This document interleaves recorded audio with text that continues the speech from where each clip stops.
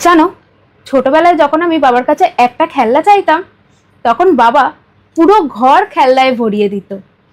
তখন আমি বলতাম, তুমি এত খেলনা কেন এনেছো? বাবা বলতেন যে তুই তো আমার কাছে কিছুই বায়না করিস না, তুই তো আমার লক্ষ্মী। তারপর কেন জানি না বাবা বেশ কিছুদিন পায়ে হেঁটেই অফিস যেতেন। আমি একবার পুজোর সময় আমার অনেক পছন্দের একটা ড্রেস বাবার কাছে আবদার করেছিলাম। তারপর হঠাৎ দেখি কিছুদিন পর একটা সুন্দর প্লাস্টিকে মোড়া বাক্সর ভিতর আমার সেই পছন্দের ড্রেসটা, সাথে কিছু ম্যাচিং গয়নাগাটিও।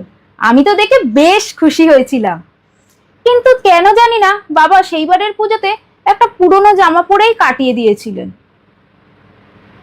উনি বাবা ছিলেন না, আমার কাছে ছিলেন উনি জাদুকর, যার কাছে আমি একটা চাইলে হাজারটা পেতাম।